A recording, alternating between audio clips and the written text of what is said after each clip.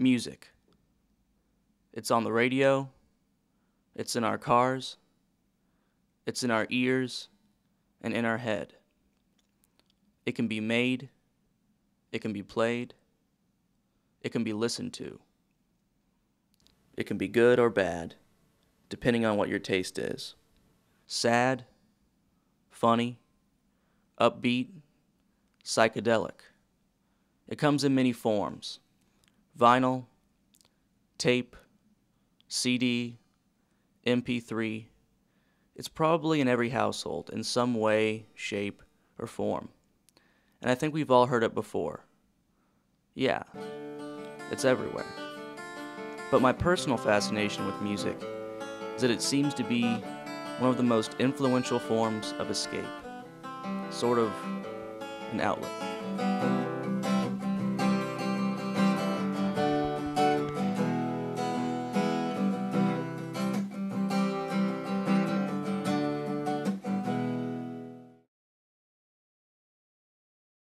When I first got into it, I guess I'd be about in the 8th grade or so, maybe 7th or 8th grade, helping my dad move a bunch of records.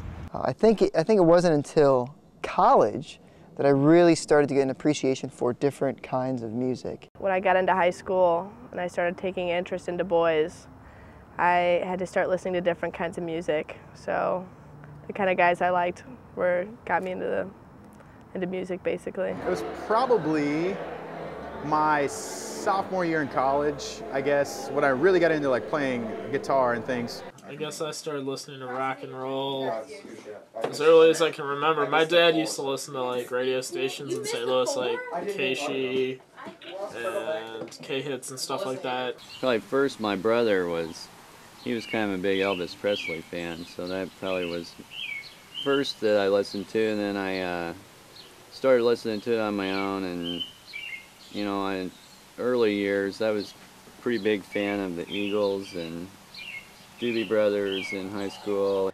And I remember Linda Mariano, freshman year, this new stuff was out called Disco, and I hadn't really heard of it, and all of a sudden, the Saturday Night Fever album, and she was from Boston, so I knew that the Midwest was a little bit slower, and the fast stuff happened on the East Coast and the West Coast, and it was the first time that she showed us the album, and she turned all of the freshmen, all the people on our floor, actually the male and female floor, onto this disco stuff, and it was really new and we had never heard of it.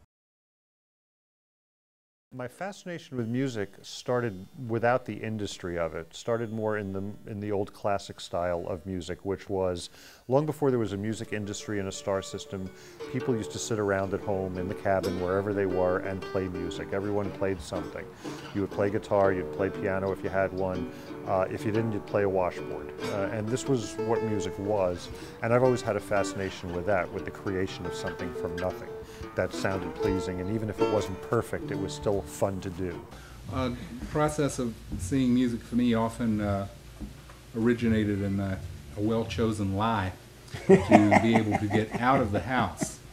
And my own mother thought that I lived at the outdoor drive-in movies, and that was always the cover I used for whether I was going to hear music or later on going to play music in the first band I was in, which she never knew about.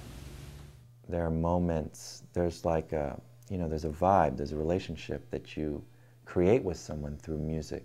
Maybe when you put the music down, you turn off the amplifier or whatever, you may have nothing to say to this person, or you may not like them, or you may really like them or whatever, but there's something different when you move into the musical group. Your relationship can be different through the sound,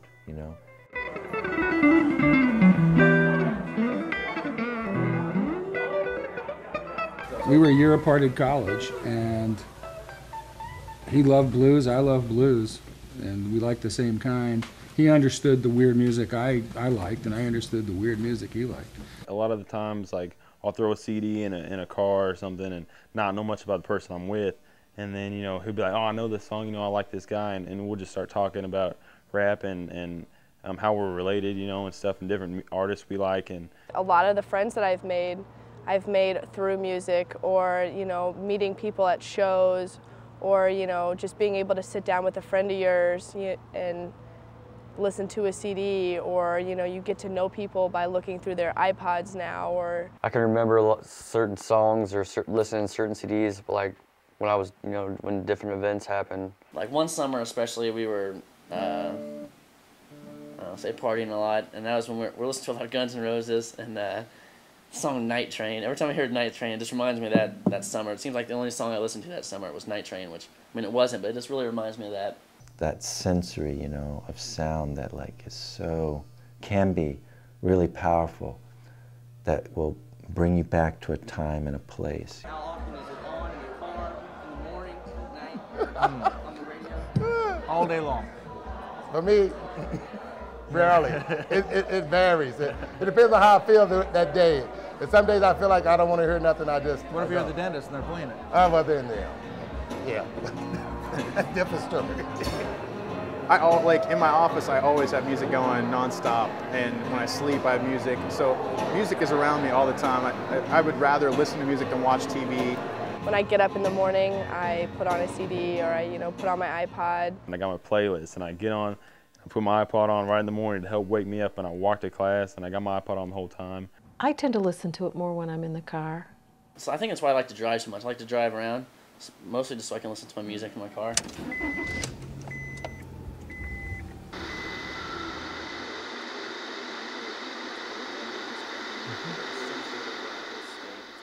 on the radio all the time. It's played all the time in your headphones. Do you think it's kind of like an outlet or something? Absolutely.